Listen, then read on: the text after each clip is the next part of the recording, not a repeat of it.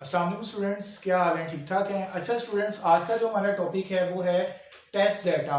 और उसका जो पहला स्टेप हमारे पास आएगा जिसको हम स्टडी करेंगे वो है इंपॉर्टेंस ऑफ टेस्टिंग। अच्छा स्टूडेंट्स, आपके ज़हन में क्वेश्चन आ रहा होगा कि हम टेस्ट डाटा क्यों पढ़ते हैं। ठीक है, तो उसके हवाले से मैंने आपको आज बताना है टेस्ट हम डाटा को क्यों करते हैं। स्टूडेंट्स, आपने जब प्रॉब्लम को सॉल्व कर ली है तो ज़ाहिर सी बात है कि आपने सोल्यूशन प्रोवाइड कर दी है। अब उसकी हमने चेकिंग भी तो करनी है कि आया कि वो जो हमने सोल्यूशन प्रोवाइड किए है वो ठीक चल भी रहा है कि नहीं कर रहा है। मिसाल के तौर पे अगर आपने एक सॉफ्टवेयर डिज़ाइन करके दे दिया है अपने क्लाइंट को, अपने कस्टमर को, तो आया कि वो ठीक चल भी रहा है कि नहीं चल रहा, तो उसके लिए टेस्टिंग बहुत इंपॉर्टेंट होती है प्रॉब्लम सोल्यूशन के बाद। तो उसके अंदर जो पहला स्टेप आता है वो है इंपॉर्टेंस ऑफ टेस्टिंग। जब भी आप डाटा को टेस्ट करते हैं तो उसकी जाहिर सी बात है उसकी अपनी इंपॉर्टेंस होती है। इंपॉर्टेंस कैसे होती है? मिसाल के तौर पे अगर हम रियल टाइम एग्जांपल देखें, अपनी डेली रूटीन की एग्जांपल देखें, जो कार मैन्युफैक्चरर्स हैं लोग, ठीक है, इनकी जो गाड़ियां सेल आउट करते हैं, गाड़ियां मैन्युफैक्चरर्स करते हैं, वो क्या करते हैं, वो अपनी जब तक गाड़ी की टेस्ट ड्राइव नहीं करते वो गाड़ी को आगे सेल आउट नहीं करते। इसी तरह आप कोई और एग्जांपल ले लें, आपने कोई एक प्रोडक्ट निकाली है सेल आउट करने के लिए, ठीक है, जब तक आप उसकी टेस्टिंग नहीं करेंगे आया कि वो सही काम कर रही है या नहीं कर रही, तो आप उसको आगे सेल आउट नहीं करते। सेम इसी तरह जब आप एक सॉफ्टवेयर डिजाइन कर देते हैं तो उसकी टेस्टिंग जो सी है वो जब तक आप नहीं करते तो आपकी प्रोडक्ट जो सी है वो सही तरह लॉन्च नहीं होती। उसके वाले से आपको बहुत सी शिकायतें मिल सकती हैं, ठीक है, आपको बहुत सी कंप्लेंट्स मिलेंगी, आपको उसके अलावा बहुत सी आपको प्रॉब्लम्स भी फेस करनी पड़ सकती हैं। क्लाइंट जो उनसे है उसका एटीट्यूड नेगेटिव हो जाता है आपकी चीज़ों को लेके, अगर आप उसकी प्रॉपर टेस्टिंग किए बगैर ही अपनी जो चीज़ है वो डिलीवर कर देते हैं, ठीक है।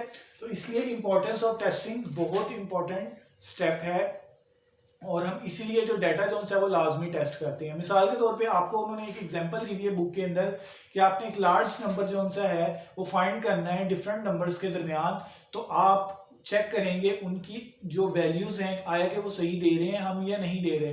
अब जब हम डिटेल में आगे इससे जो अगला स्टेप आएगा उसके अंदर हम डाटा की पढ़ेंगे, डाटा के हवाले से कि डाटा किस किस तरह का होता है और उसके ऊपर हम किस तरह उसको चेक करते हैं, ठीक है।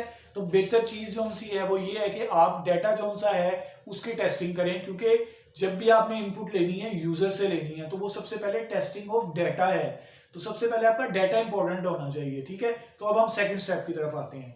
अच्छा स्टूडेंट्स, अब हमारे पास जो टाइप्स ऑफ टेस्ट डाटा है उसके अंदर डाटा की कुछ टाइप्स आ रही हैं, ठीक है, यानी कि डाटा जब आप टेस्ट करेंगे तो आपके पास कुछ मुख्तलिफ फॉर्म्स में होगा, तो आप उसकी टेस्टिंग डिफरेंट तरीकों के जरिए कर सकते हैं, ठीक है। तो जो सबसे पहले आपके पास आता है वो आपके पास आता है वैलिड टेस्ट डाटा।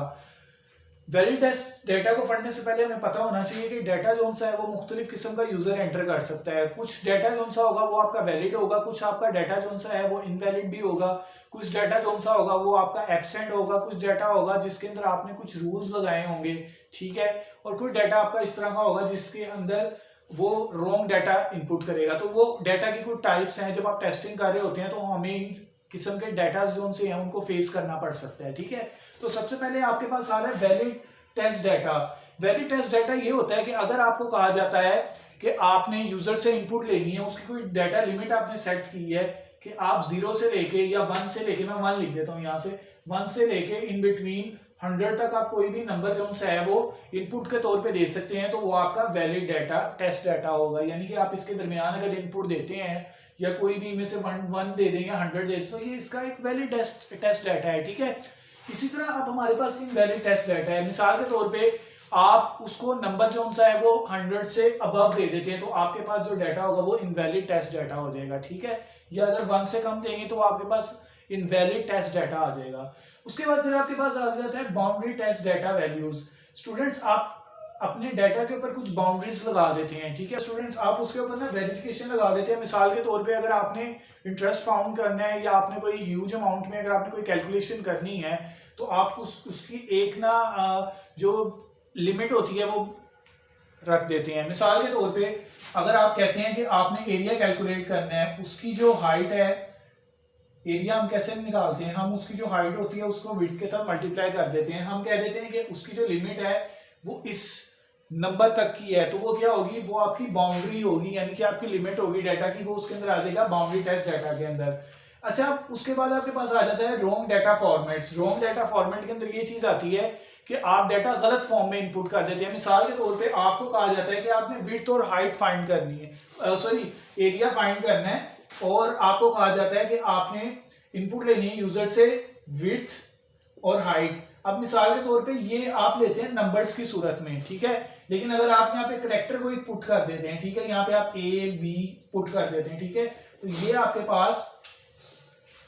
पास रॉन्ग डाटा फॉर्मेट आ जाएगा, जिसके अंदर आपकी डाटा टेस्टिंग जो सी होगी वो चेक हो जाएगी। मिसाल के तौर पे आप सबसे पहले आपने वैलिड डाटा इनपुट करके टेस्ट किया कि हमारे पास रिजल्ट कैसे आ रहे हैं। सेकंड नंबर पे आपने इनवैलिड डाटा पुट करके देखा हमारे पास क्या रिजल्ट आ रहे हैं। अब आपने खुद चेक करना है, यानी कि आप एक किस्म की चेकिंग करेंगे अपने प्रोग्राम की कि आया कि ये कैसा रिजल्ट दे रहा है, तो हम उसके लिए ये वाले डाटा जो उनसे हैं वो यूज करेंगे डिफरेंट किस्म के, और अपने रिजल्ट चेक करेंगे कि हमें आया कि रिस्पॉन्स सही आ रहा है या नहीं आ रहा। हमने फिर बाउंड्री डाटा वैल्यूज जो उनसे थी उसको पुट करके देखा कि हमारे पास क्या आ रहा है। अब हम देखेंगे कि हम अगर गलत वैल्यूज देते हैं तो तब हमारा डाटा जो सा है वो किस तरह का वो सॉफ्टवेयर या हमारा जो प्रोग्राम है वो उसको कैसे उसको यूज करता है, ठीक है, हमें क्या मैसेज देता है। तो हम इसके ऊपर भी चेक बॉक्स लगा सकते हैं कि आप एक वैलिड वैल्यू जो सी है वो एंटर करें। आपने ट्रैक्टर इनपुट जो सा है वो किए, ये आपकी इनवैलिड वैल्यू है, तो इस किस्म के चेक बॉक्स जो से हैं वो आपका प्रोग्रामर या जो आपका डेवलपर होगा वो उसके अंदर लगा देगा।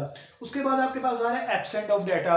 अब मिसाल के तौर पे आप जाते हैं, बुक के अंदर भी एग्जांपल दी हुई है, अगर आपको कहा जाता है एक वेबसाइट बनी हुई है, ठीक है, उसके अंदर पेज आ रहा है, उसके अंदर आपका आ जाता है ड्राइविंग लाइसेंस आपने बनाना है, तो आपका यहाँ पे आ जाता है कि लाइसेंस नंबर क्या है।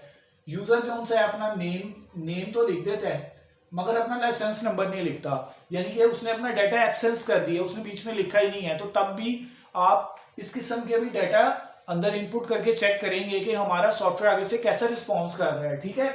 अगर तो वो हमें इस पे मैसेज दे दे कि भाई आप अपनी जो फील्ड्स हैं वो इंपॉर्टेंस फील्ड जो सी हैं, ये सारी की सारी फील्ड जैसे भी चेक बॉक्स लगे होंगे अगर सारी फिलअप करनी होगी तो सारी फिलअप करें।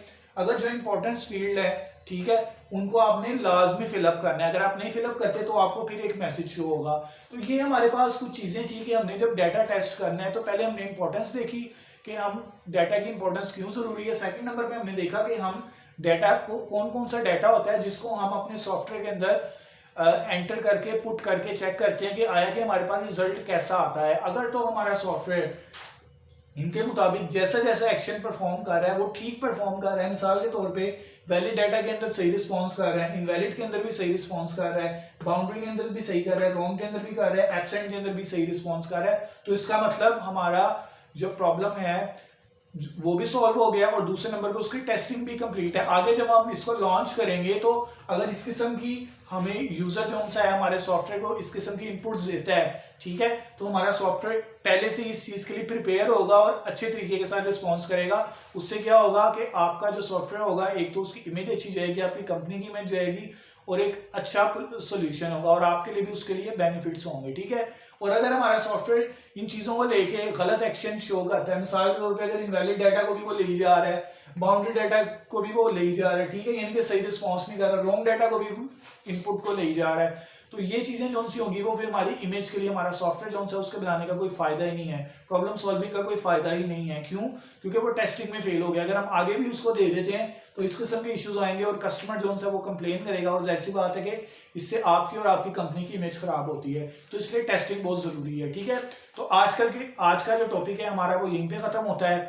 तो अगर आपको टेस्टिंग ऑफ डाटा के लिए अगर कोई इश्यू हो तो आप मुझे बता सकते हैं, ठीक है। बुक के अंदर एक एक्टिविटी दी गई है, उसके अंदर उन्होंने बताया हुआ है आपको कि अगर आप देखें कि कुछ स्कूल्स में क्या होता है कि उन्होंने कैमरास लगाए होते हैं और वहां से वो क्या करते हैं अटेंडेंस लेते हैं बच्चों की, ठीक है। तो इन्होंने एक एक्टिविटी दी है आपको, आप उसको चेक कर सकते हैं, ठीक है। तो उसके अंदर ये होता है कि आप अगर बिलफर्ज वो जो कैमरा है उसके अंदर हमने इनपुट दी है कि इस बच्चे की ये तस्वीर है, अगर ये आ रहा है तो इसकी प्रेजेंट लगा दो। अब हो सकता है उसके अंदर के दो बच्चे जो उनसे उनकी शक्लें जैसी जुड़वा भाई हों, फिर उसको कैसा परफॉर्म करना चाहिए। अच्छा, अगर जो बच्चे हैं वो स्कूल के यूनिफॉर्म में ना आए, वो किसी आर्म ड्रेसेस में आ जाते हैं तो कैसा परफॉर्म करेगा, ठीक है। तो ये चीजें उन्होंने आपको एग्जांपल्स के तरीके बुक में समझाई नहीं है चीजें, तो आपने उनको भी देख लेना है, ठीक है। तो अगर कोई इश्यू हो आप मेरे से पूछ सकते हैं। Thank you.